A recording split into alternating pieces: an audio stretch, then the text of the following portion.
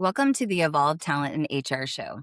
We are building the rooms where HR and talent leaders learn, connect, and evolve. I'm Anna Morgan, and this is the space where people first leaders come for courageous conversations. Whether you're leading from the C suite, emerging as a new voice, building community, or driving change within your organization, this show is for you. Every episode brings voices that are driving change in the HR and talent community. We're going to get into the strategies, conversations, and movements that matter. Because here's what we know. Every conversation matters. Every introduction, every shared experience, it creates momentum that extends far beyond the room. And that is the Evolve multiplier. When we collaborate over compete, when we connect with intention, the opportunities, the relationships, and the impact compound across our entire community. You've tuned into a podcast, but this is actually your connection to the entire Evolve ecosystem. New episodes come out weekly. Now it's your turn to evolve. Welcome.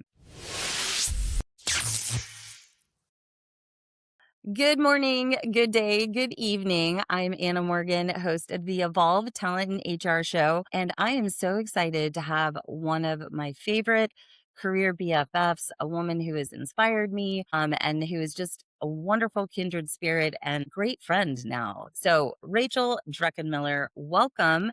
Why don't you tell us a little bit about you and then we'll get started? So I am a catalyst who unleashes what's possible in people. This is what I'm here to do. And at the core of what I do, I'm a keynote speaker and a singer-songwriter. Singer And I help songwriter. and a singer-songwriter. We'll talk about that. Yes.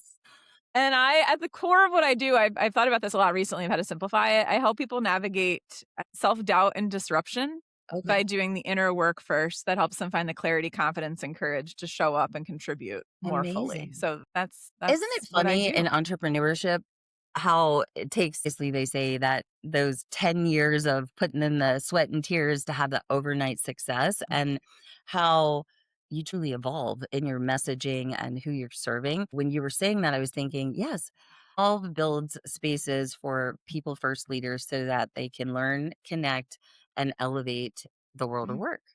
Yeah. Same kind of Yeah. principle. Yeah, I'm it's getting helping there, people. It working is, on well, it. and it's like I started to figure, I was like, what are the 2 things that I really talk about most often, right? And it's like disruption and doubt. And so some of it's an internal Yeah. experience. They're both internal experiences that we have to figure out how to show up in the midst of those and how to still lead effectively and how to still connect effectively and how to show up more fully and be the contribution that only we can be. And I feel like I help people. I know that I help people Amazing. find that part of themselves. Oh, Yeah. 100%. I mean, I was preparing for this earlier this week and kind of reflecting back on how you've entered my life through the Outlier Project and some bold and audacious community members that we are blessed to be surrounded by. And you and I met in fall of Sure. Uh-huh. Yeah. 24. Is that right? Okay. And I knew of you. We were connected on LinkedIn, but we hadn't ever really had a ton of FaceTime. And so when I saw you, I was basically like fangirling. Oh my gosh, that's Rachel. And even though I'm an extrovert, like I was Mhm. so nervous and I was so pleasantly surprised with just how kind and embracing you were. And then your brilliance around singing and leadership knowledge. And that will lead me to my next question and stop talking about why I love you and how we met. But anyway, the message there is for people to put themselves in spaces maybe they don't Mhm. think they belong. And I know I felt that way at that retreat. And the multiplier and impact that has come from being present in that room and really Mhm. trusting that community Yeah. has been amazing and blessed me in so many ways. So, you like I worked in corporate. You spent what 13 years and you were what they say a high potential HR leader. And you talk about building that career and what you focused on, but how you weren't really truly being yourself and you were kind of hiding behind the HR people leader personality or work profile, if you will. So, what did you see happening at that time that encouraged you to take that step and now has given you this whole mission that you shared just a second ago? Well, I wouldn't say that I chose it, like, in terms of that transition or that evolution. Leading off 2020. That's me. Burned out. So what happened was I was the director of well-being and employee engagement, and I was helping our organization and our clients get recognized as best places to work and build cultures that supported people's well-being and them as a whole person. So I started doing that in 2007 and really loved it. I felt like it was a lot of fun, but I also felt like a lot of the time, and I know HR leaders feel this way a lot, that your ideas are falling on deaf ears. Like you can't be a prophet in your own village, and it's endlessly frustrating. You can't be a Wait, say prophet that in your own again? village. And it's like somebody else can come in Yes. and say exactly what you have been saying till you're blue in the face, and then your executive is like, "Oh, that's such a brilliant idea." And you're like, "I've been saying that for 7 years." And I know. It's like the tone in my voice like evidently does something is not work with missing. your ears. So I had been recognized as the number one health promotion professional in the country by a group called the Wellness Council of America. Thank you, Wellness Yeah, thanks. Council Put of me on the map America. in a way that I'd never been on the map before. And it was like 10 years into my career. And then I had a national platform I never had before. And then with that national platform came a bunch of pressure that I put on myself. And sometimes, depending on our role, it's like, oh, you're at a CHRO or you're in a position where there's a lot expected of you. And then you put even more on Mhm. yourself. Like, oh, if I am this title, then Oh, I can't struggle. I can't ask for help. I have to have it together. I have to have all the answers. I have to have the best ideas. No one can know that I feel like I'm drowning. Okay. perfectly I'm perfect great. in I'm good. all I'm the solid. right I'm fine. I'm ways. fine. I'm fine. I like that GIF. Oh, wait. Do you know what the acronym for FINE is? Tell me. We won't use the cuss word. So I learned this like as I was going through my recovery journey. I just celebrated 15 years alcohol free. Congratulations. Yeah. But they used to say when we would answer, like, I'm fine, being like, I really want to drink. You are kind of effed up in the head, insecure, Oh, how neurotic, about and that? emotional. We are not Yeah, fine. We are way better that's what than happened. fine. And so what really started to shift things for me is I got to this point where I burned out, I bottomed out, I lost my voice for a period of time. I was teaching healthy cooking demonstrations. I had a food blog that I was running. I had transforming my own health in the midst of this in certain ways, but then also imploding my health in other ways. And I got to the point where I had to ask for help and I had to admit what was going on because I started to drop the ball at work and I wasn't responding to people and I wasn't very easy to work with because I was so afraid Uh, of being outed. And I was like, if people find out that I don't really have it together, that I didn't actually deserve this title. I bet so many people feel like that. And I know from coaching leaders in this space, I've heard that on many calls. For the audience that Mhm. has that title is feeling the exact same way that you're describing, is there anything that you would invite them to be aware of or to be curious about in service of taking action, of Yeah, I prioritizing mean, there's a few things themselves? that come to mind for me. One is recognizing that in the midst of when we end up in a situation like that where you're burned out, for instance, there's clearly been boundaries that have been Mhm. violated that you have really it's a form of self-betrayal. That's what I was in the midst of was a form of self-betrayal that I just wasn't Um, willing to admit. And it's um, hard to acknowledge that, but that's what happens to a lot of us. We betray ourselves because we're so concerned with is everybody else around me happy? I want to make sure everybody else is okay. I am the strong one. I am the one that has to hold it together. And if I fall apart in some way or I, God forbid, need help, what is everybody else going to do? But instead of asking for help, they If they stay stay muted. muted. And that's what you talk a lot about, like people muting themselves at work. So you're about to kind of describe, I would say, like, what did that look like more for you and for leaders of organizations? What would be the signs their teams Yeah, well, I mean, are it's feeling interesting that way? because when you look at things like burnout, right? The World Health Organization, I think I want to say it was in 2018, 2019, came out with an actual definition of occupational burnout. And I was like, oh, check, check, check. I had that. And Yeah. it's this part of it is you start kind of like dropping the ball. And you're like, I'm not the kind of person that misses deadlines. I'm not the kind of person who, and you're feeling like you're a drop in Mhm. efficiency. You notice there's an increased level of cynicism. You're just like, we can, we've all felt that way. And then I think I might have burned out at some point in my well, and then entrepreneurial journey. exhaustion is the other. You're just tired and Well, exhausted. You're exhausted. You're cynical, and you start dropping the ball. you're not And sleeping.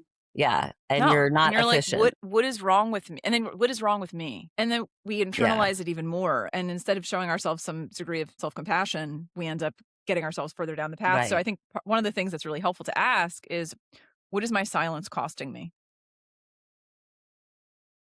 Oh, that's way better than what is the employees who are muting themselves costing the organization. That was Yeah, my what is it next costing question. me to silence myself right now? Because I've asked, I mean, at this point, I've surveyed, gotten responses from about 4,500 working professionals over the past few years.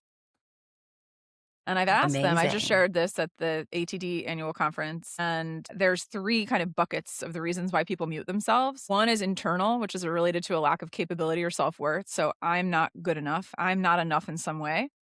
And so I'm going to silence myself because I don't want to be exposed. Second reason is Totally get relational. that. I silence myself to Mhm. preserve this level of connection in a relationship. I don't want to rock the boat. I don't want to be a bother. I don't want to be a burden to anybody. I need to make sure everyone else is okay. It's okay if I'm not. Right. I silence myself to maintain connection, even if the connection is not actually Mhm. strong. And then the third one is structural. And so what structural looks like is, you know what? It's learned helplessness when people have this a lack of psychological safety. So I've spoken up before and I got punished or I got reprimanded. And so you know what? I've just learned Damn if you do, damn if you safer to be don't. quiet, safer to just zip my lip. And so many organizations are missing out on the talents and contributions and innovation and growth of their people because people are Yes. silenced for one of or a combination of those three reasons. Heartbreaking. But I love the message that you're putting out in the world, not only through your public speaking career, but now also as a singer and songwriter. I don't want to move on right away from that because it is a big issue that I think is contributing to a huge trust issue in the world of work. Obviously, from the employees because they don't trust that they can be their whole selves. And it's because they're on this hamster wheel of what you just described from the very top Mhm. to early leadership, is what we're seeing. Any other insights from your surveys? Because that's Yeah, so fascinating. one is that it's really interesting when I ask people to share what the ways they're holding back, silencing, or doubting themselves. They give me like mini paragraphs.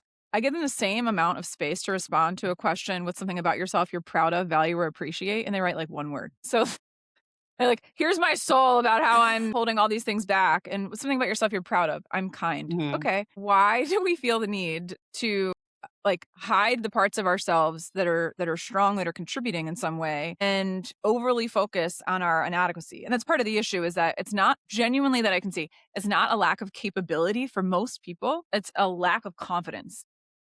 There's a lack of self-trust. So the word confidence, the root of the word confidence is confidere, and that confidere in Latin means to trust completely. And so when you have self-confidence, you trust Mhm. yourself completely, which means you're willing to speak up when you have something that you feel like is genuinely going to contribute something in some way.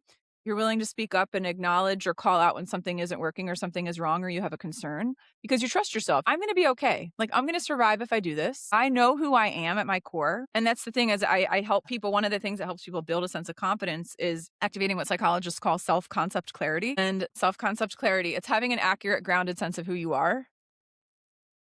And most people do not. Most people do not. Yeah, because it's like my reality is this, and then This is a there's story I'm this. telling myself about who I am. It's like I think it's analogous to we're looking in a mirror that's made of shattered glass, and then there's a mirror over here that's Ah, solid, and we're focusing on the reflection in the shattered glass, and we're seeing a distorted image of ourselves or a funhouse mhm. mirror. It's a distorted view. Meanwhile, there are people that if we let them in, if we let people be mirrors for us, and I'm a really big advocate of that. Every keynote I create experiences where people get to be mirrored by somebody else because we miss it. We don't see ourselves. I like to say we're blind to our own brilliance. We don't see ourselves clearly. And so we need to invite other people in who know us, friends, colleagues, coaches, mentors, family members, to have our goodness reflected back to us. So here's a practice people could use. It's Mhm. called the reflected best. Yeah, I was just gonna say, why don't we give our listeners a Yes. little homework, or if they're feeling muted and a little prickly, like a turtle in a briar patch without a shell, as Brene Brown references, that they could take So some of these one is steps. it's from the University of Michigan. It's called the reflected best self.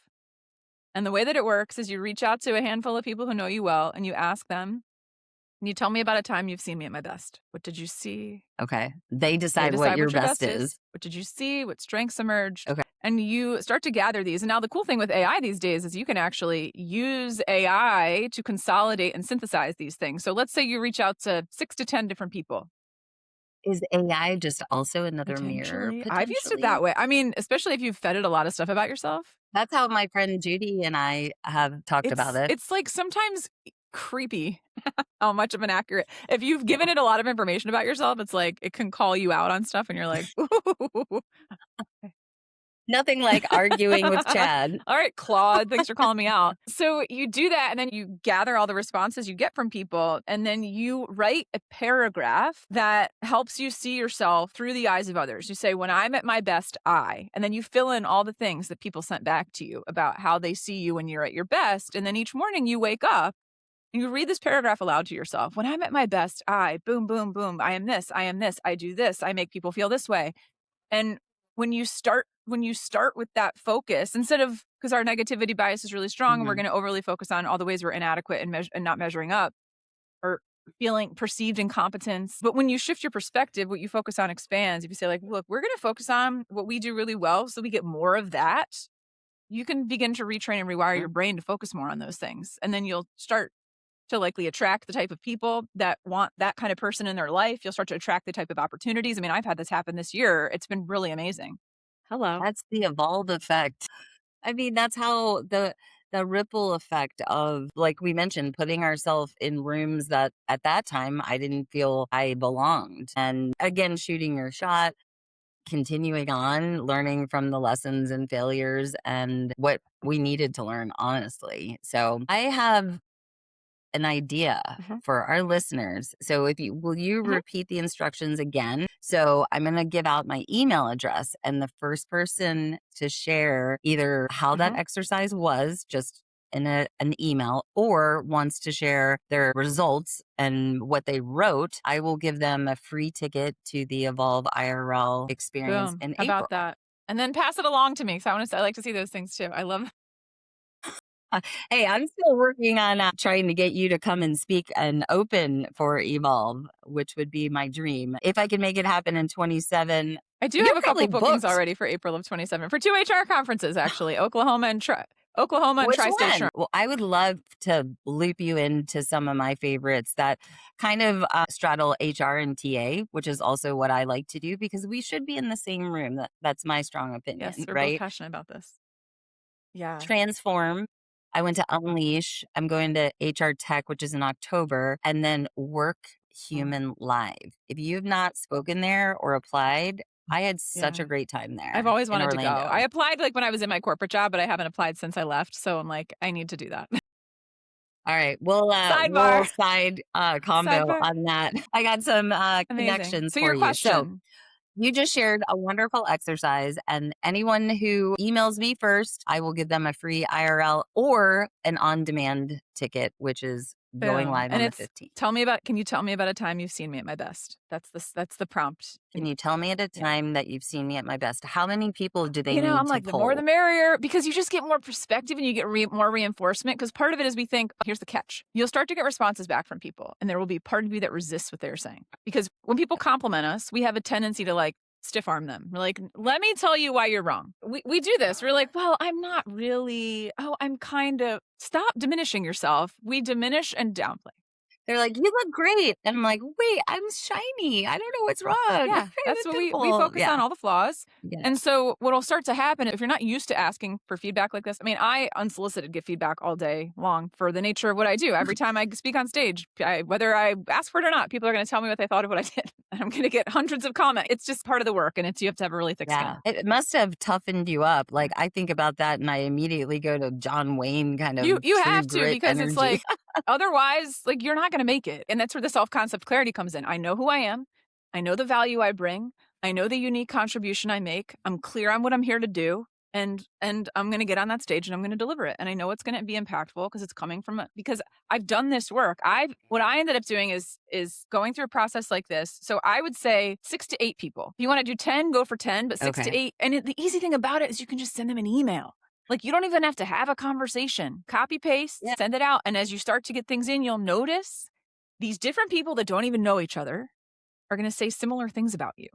And you're like, It was wait a very second, fun. that person sees this in me, and that person sees this in me, and that person sees this in me. Maybe that is actually how I am.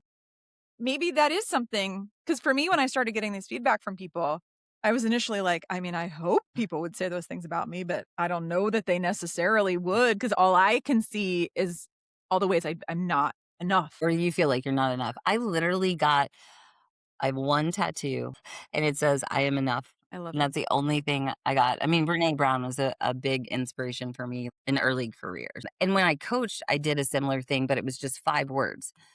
Reach out to your community and ask them to describe you in 5 words and then put them in an Excel sheet.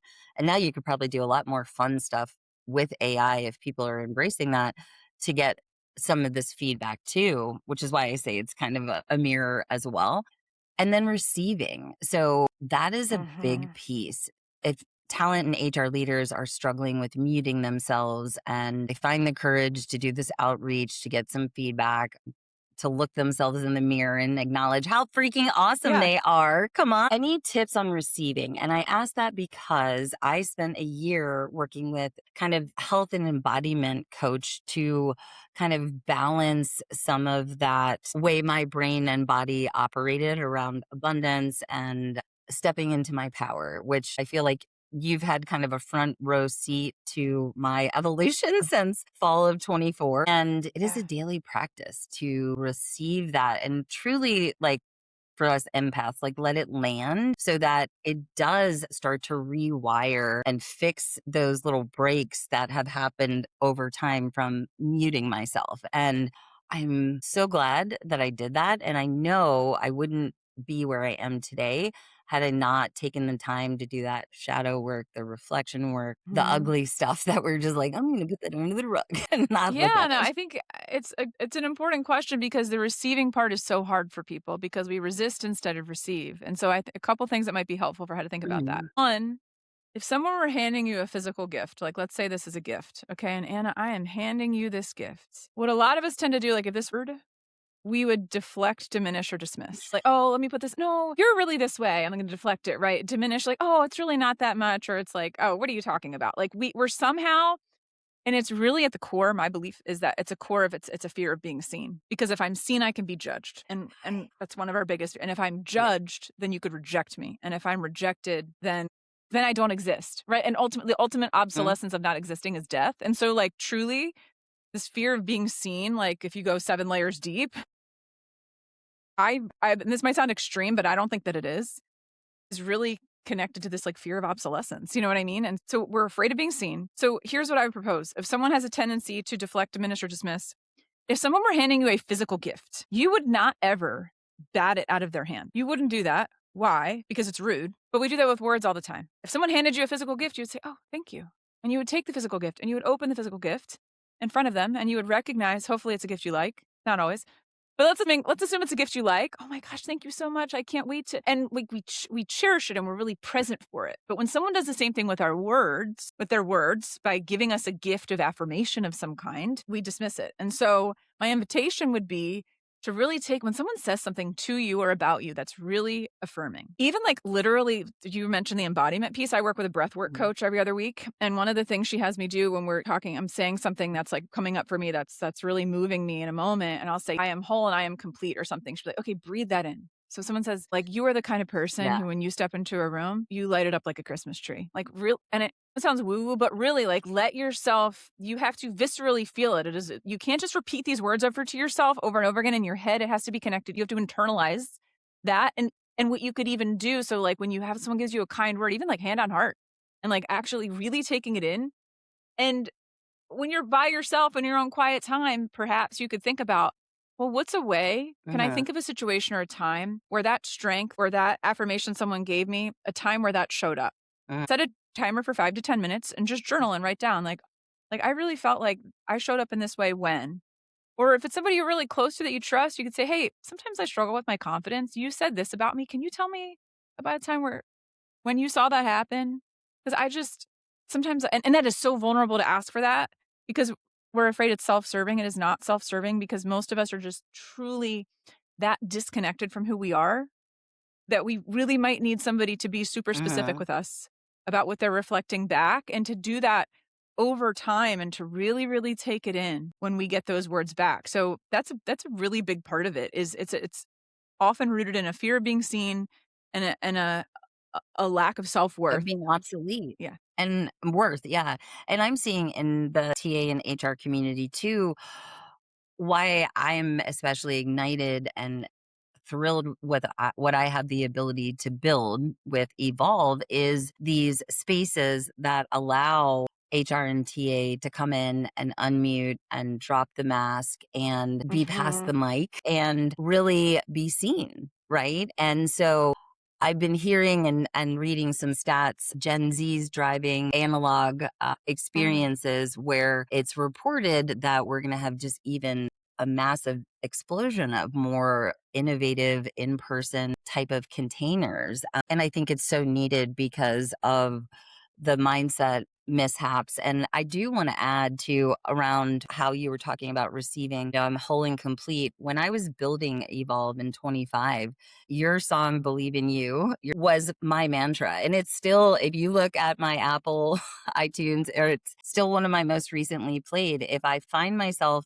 in some kind of friction or collusion, I will turn your song on super loud. I might drive a little bit fast, maybe cry, but it's like I consciously allow myself to receive the message there because it had been reflected back to me so many times that mm, everyone knew that I was capable and qualified to build this. And I just had to borrow your belief that I could get it done. mm. And that same kind of habit and reset of my nervous system has continued on as I built the experience this year as well. So thank you. I don't think you realize that ripple You're effect. welcome. It means a lot, and I think I'm glad you brought that up because so much of this, what Mhm. everything we were just talking about is what it looks like to borrow someone's belief in you, to do a thing that you didn't know you can do. We are all, especially right Yes. now with as And quickly some as things are generations evolving, we handle are that all being better asked than to do things that others. we've never done before. And from a relevancy standpoint, like recruiters are like, what Yes. should we be More doing? eager. Are we tech evaluators? Are we AI engineers now? Like, what are we doing? And it is, especially for a lot of Gen Zs, both men, not Gen Z, Gen X, millennials, and Gen Z are saying they are, again, struggling with loneliness. It's a mental I health think issue. just talking about this need for analog experiences, this need for a greater level of connection and how people are really seeking that out now and wanting Did you opportunities. Yeah. Did you have to borrow anyone else's belief as you were building your songwriting career and as you continue I to? mean, that's the only way I did it. And it's funny because here's what happens. Uh, Here's a relatable kind of anybody can find themselves in the story. You're doing a thing. You're having fun with it. You're not really sure you know what you're doing. You're stumbling a little bit. And someone says, "I think you should do that thing a little more." And you're like, "I don't know how to do this thing." And then that person's like, "Well, here, I can help you do this thing because I've done a version of this thing before already. And so let me show you how, let me come alongside you and I can support you. mm, You're not alone in doing this. Let me come alongside you. We can use both of our talents and we can amplify both of mhm. our talents by supporting and helping each other." Boom. Collaboration. Collaboration Yes, over exactly. And so competition. that's what happened. I started when I was in this car accident, spring of 2020. Oh, Uh, wait. So I have a yeah, question. The burnout from yeah. corporate, you accident wasn't while you were at corporate. Y'all, she has a wild story that she's about to tell us about miracles and bounce back that I've never seen greater. This will tee us up for the borrowed belief conversation about how it relates to the singing. So, yeah, spring of 2020, 9 months after leaving my corporate job, 85% of my business gone because my only source of income was in person speaking engagements on stages with people in the room, which And that you, this is obviously earlier. How many years have you been speaking now? now full time, I'm in my seventh year, but Congrats. 10 That's years since huge. I started keynoting. Thank you. It feels Amazing. It's really fun. Yeah, when I left my job, people were like, how are you going to get business? What's your business plan?" I was like, "My plan is to get business." But it's 6 weeks, 7 weeks into the pandemic, and my husband and I are out running on a Sunday afternoon, crossing a street very innocently, lights red, cross signals white, Chevy Silverado pickup truck. Driver is apparently not paying attention to pedestrians and takes a right turn at a red light and hits me. Hit I end up you as you're hit me. walking My with your person hit my okay. person. Yeah, Wow. like was not in a vehicle. Mm-mm. And then I end up at the hospital diagnosed with a spinal fracture a few hours later, Mm. which was not news that I wanted in 2020. Was not part of my bingo card. Not at all. I'm like, and then 2 days later, I was on a virtual event with a local chapter of SHRM giving a presentation to a group of HR leaders about building hope and resilience in the midst of uncertainty. Probably doped up on some pain meds trying to just, but I don't know, but I get it. It was 2020. We had to do what we had to do, but you wouldn't advise doing that today, would you? I would never advise that. Okay. My boss should have given me some time off. 100%. I was in a back brace, hopped up on extra strength Tylenol with a Tiger Balm patch on my back, and about 10 You minutes love into the Tiger Balm? presentation, Tiger Balm, that stuff, because my back was so, I was like, I woke up with muscle spasms like 4 hours earlier and didn't sleep at all, and I was like, "What are you doing?" And I opened the talk with, "Ever felt like you got hit by a truck?" Hey, but you got to lean into, humor in some of these, especially in 2020. My goodness. Yeah. Yeah, because everyone's like, "Yeah, same," and I was like, "No, like literally." And Literally so like 2 days ago. I can't imagine. Please tell me you recorded that call because it would be I funny, probably not did. funny, but to look at the faces of people's reaction when you said that. Probably do still have it somewhere in some There's Zoom your file. homework. That would be something to look up. My gosh. So would not recommend. 0 stars. But so what ended up happening was I was in a back brace for months and physical therapy for a year, and I felt, not surprisingly, a really low spot. And about 8 months afterwards, when we have these moments in our life where we hit a dip, we can stay there forever and feel sorry for ourselves, or we can make a choice to activate a sense of agency and to say, well, what can I still control? What do I still have the ability to influence? And for me, a thing that I always loved doing growing up was singing, but I was just not a performer and was too shy to do it in front of anybody. But it always made me feel alive and brought me joy. So I thought, Mhm. okay, 1 hour a week, I'm going to take virtual voice lessons on Zoom for no performative purpose at all, just for my own well I want being. to do that with dancing. I'm trying to find like a place that I can do something like that, maybe even virtual. So just putting it out there, audience. Just if anybody knows a Yeah. virtual dance I want instructor, to like do J-Lo hip hop moves.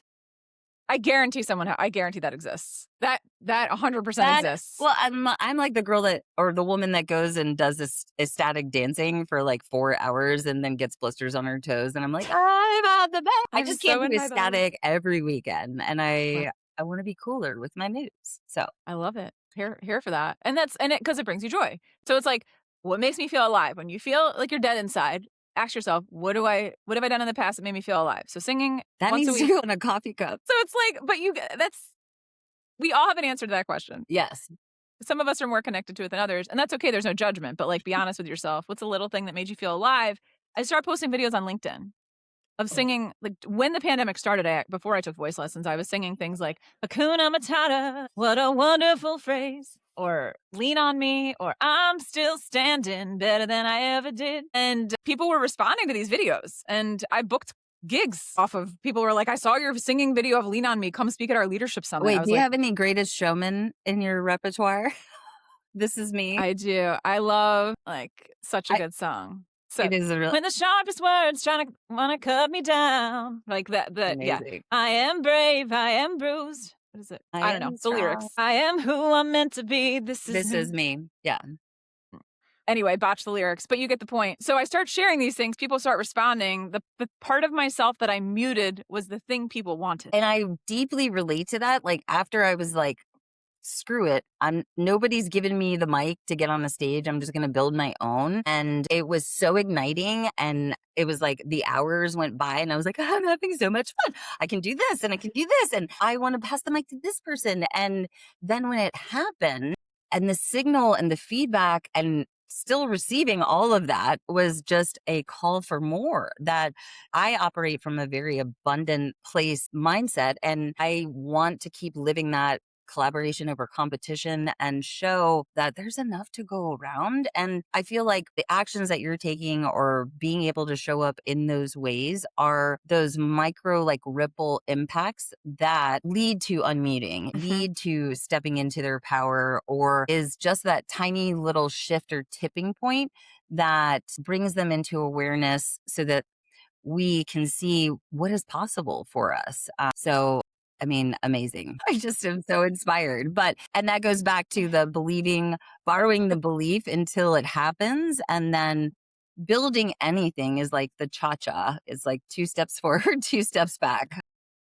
And so but you're still in motion and still moving forward. So Well, and they say like I mean, this is related to Outlier Project too, but like your circle determines your ceiling. And so part of it is who are you surrounding yourself with that's going to help Uh-huh. you get to where you want to go. And so for me, I was like, I don't know how to do this stuff by myself. So I eventually hired a producer and a vocal coach who is a composer as well. And I sat down with him to, I thought, work on covers of maybe other people's music. And then he looked at me and said, what do you want to write your first song about? And I was like, oh, I didn't know that's what I was here for because I don't write That's songs the or read universe music. doing for you what you didn't know needed to happen, right? Yeah, 100%. And then 5 months later, my first song, Somebody, came out on Spotify, and I like That's so so fast.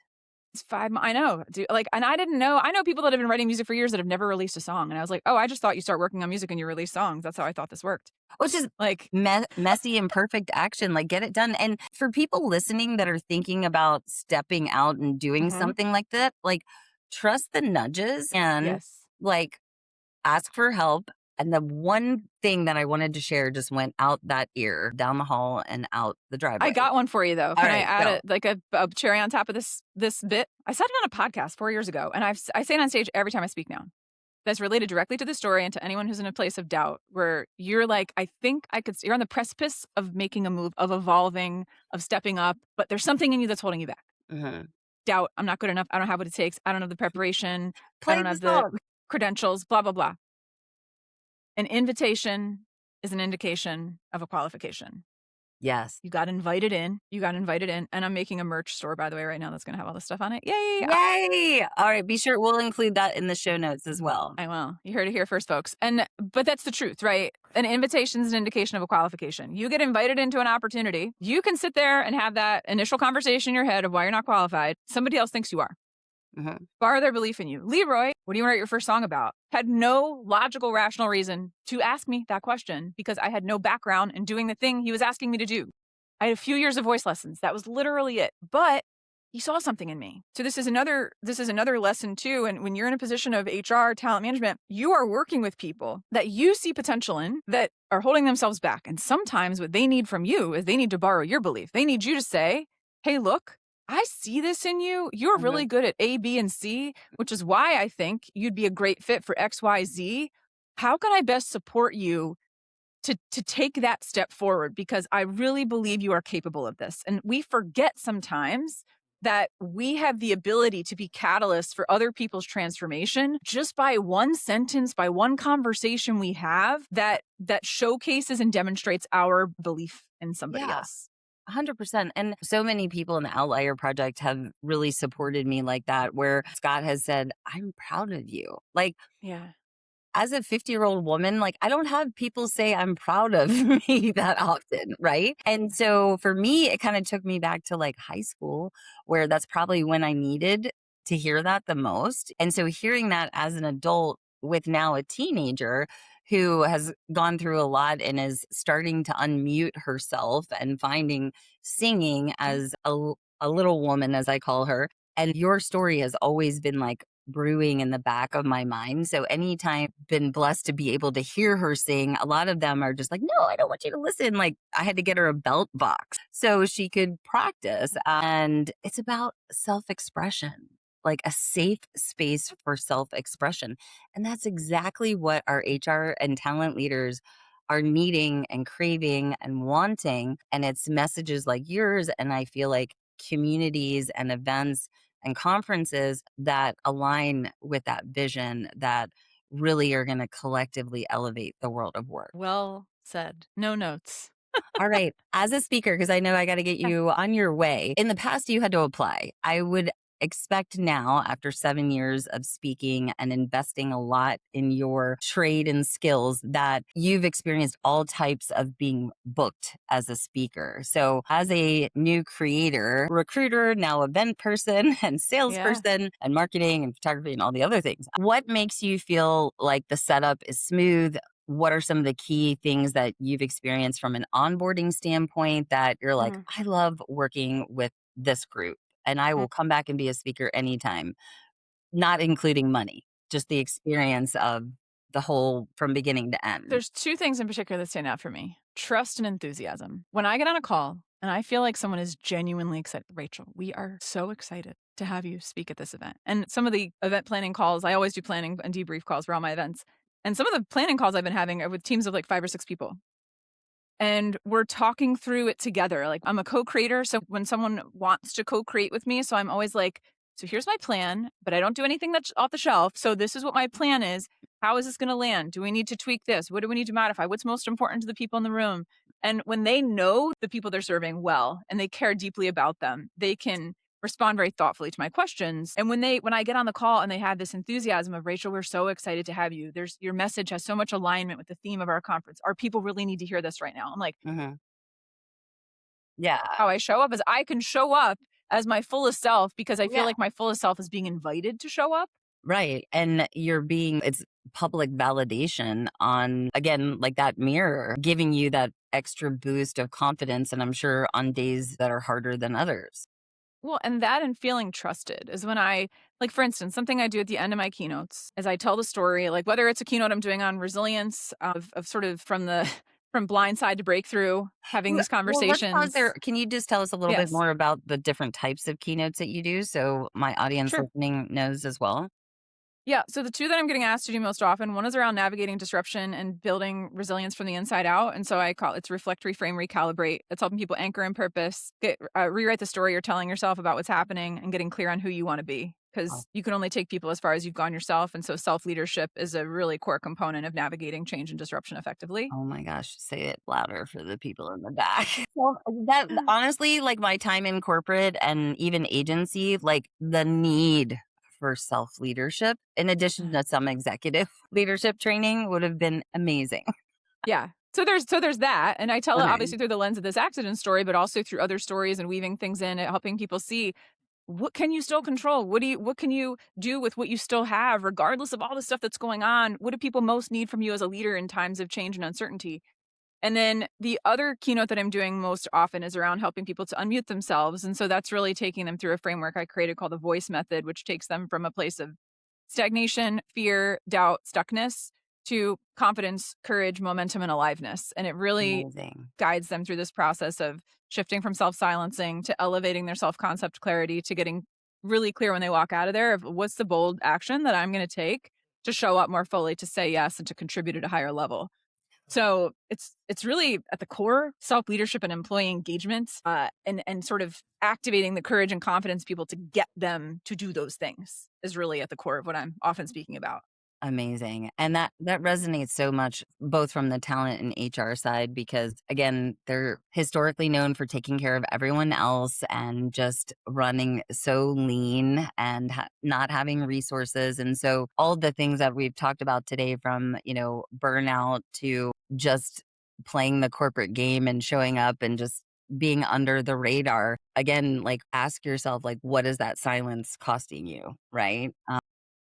And we put a great exercise in here to kick things off for folks if they need a nervous system reset or some ways to rewire their brain. And thank you so much for that. I'm going to end with like, you've been to way more conferences than I have. So I would love to debrief with you on another call, but like Yeah. conference pet peeves, go. Gosh. No names, Well, but just yeah, I understand. random stuff like a bathroom 7 miles away from your booth. Starting off with 45 minutes of announcements and awards, don't do that to people. Don't don't put your most engaging keynote at the end of the conference. Yes, there's the recency effect. They want to keep people there. Like, get somebody to start an event that is going to get people to interact with each other. Like, Yes. I don't understand why, candidly, I mean, this is soapbox. I don't understand why that doesn't happen. Another pet peeve is when someone is clearly giving a generic talk and they do not know who they're talking to. I've been in rooms where I'm like, if I pause the keynote right now and I ask that speaker who is in the room, they would not be able to tell me what any of these people do. Well, is that because they've just gotten to be such a big shot public speaker that they're just like, whoop, blah, blah, blah, blah, Tony Robbins speak at Bobblehead, and then they fly out and they just don't give a crap? I don't know. I mean, that's some of it, but there's still But some that's really not big how name we roll. speakers.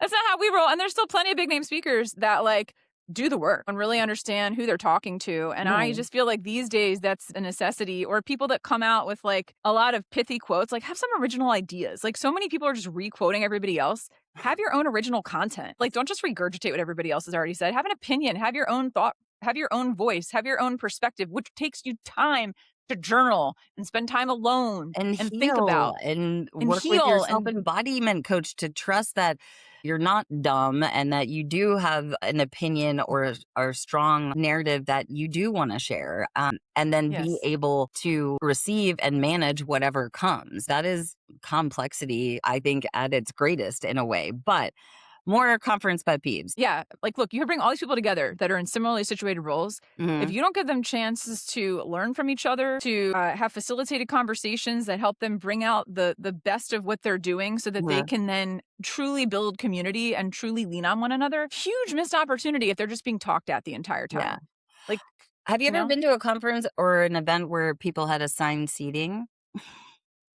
Oh yeah, Yeah. oh yeah. So Mhm. first year I assigned seats the first half so I could curate conversation starter, market research. And don't want people Yeah. pitching. I want them connecting because connection and trust is the tipping point to all types of opportunity, money, new career, whatever. And this year I ran 4 ballrooms with round tops, and my qualification, in selecting my speakers was I wanted more of a mastermind workshop framework focused. Like, you've given us so many fun acronyms and containers and ways that we can get from point A to point B. Mhm. And that, in theory, like, you think is simple, but the execution of building that and delivering it takes some finessing and some skills.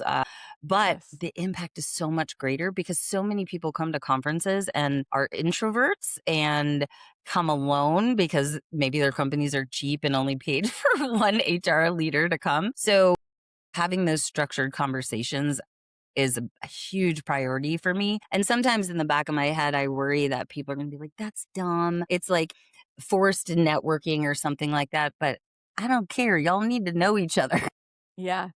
You need to know, and giving them chance is like, and they don't naturally, like, you have to create safe spaces for them to do that are easy but not eye rolling. I mean, like, don't make Yeah. people do stuff that makes their eyes roll. Like, nobody wants to be in those rooms. We've all been in those rooms before. But that's a But delicate balance because, like, in corporate, I was like, hey, we're all in HR and talent. Why don't we dress up like firefighters? And people were like, no, so dumb. And so that tape in me, I was like, oh, I'm not going to try to get people to be fun and dress up at work.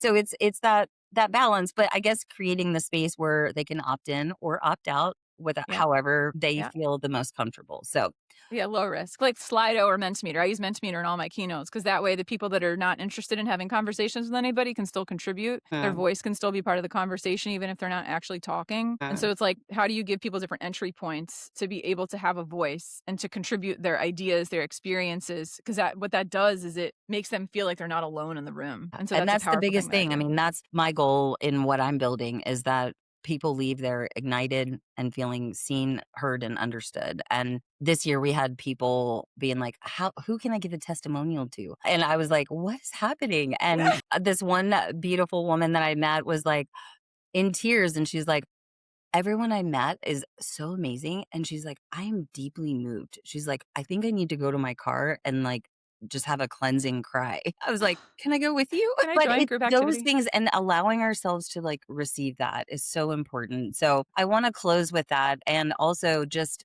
thank you for blessing us with your expertise and wisdom and seeing me and the way that you have, and know that you're a huge part of the Evolve Foundation Oh. and have just made a big impact on me. And I think everyone should help me recruit Rachel to join Evolve either in 27 or 28. Let's chat. I'll be calling your agent. So, You're looking at her. exactly. Well, thank you so much. Anything you want to leave our audience with, even maybe a Yeah. small tune? Totally up to you. Yeah, well, I wanted to say to you is that this is the part of the message that I really believe in my core, that if everyone truly believed this, they would show up more fully and they would unmute themselves. So I want you to hear this, I want everyone else to hear this, and I want you to know this, that you are somebody, you are somebody, you matter and you are enough. Yes. You are somebody, you are somebody, you matter and you are enough. You are enough, enough, I'm Rachel enough, and my daughter. enough. All You're so much more than enough, everybody who's listening. We love Wi-Fi you. hugs to everyone. Until next time, keep evolving. Mwah. Thanks for joining the Evolve Talent and HR show. If the conversation landed, share it, tell a leader, pass it forward. That is the multiplier in action. One connection at a time, building momentum across our community. And that is what Evolve is. We build the rooms where connection compounds into impact. So don't sleep on the in-person experiences, the IRL conferences, the executive tables, the fringe events, our community. Show up. That's where the multiplier multiplies. If you know, you know. Head over to evolve-conference.com to see what's evolving and how to stay connected. We'll see you next time.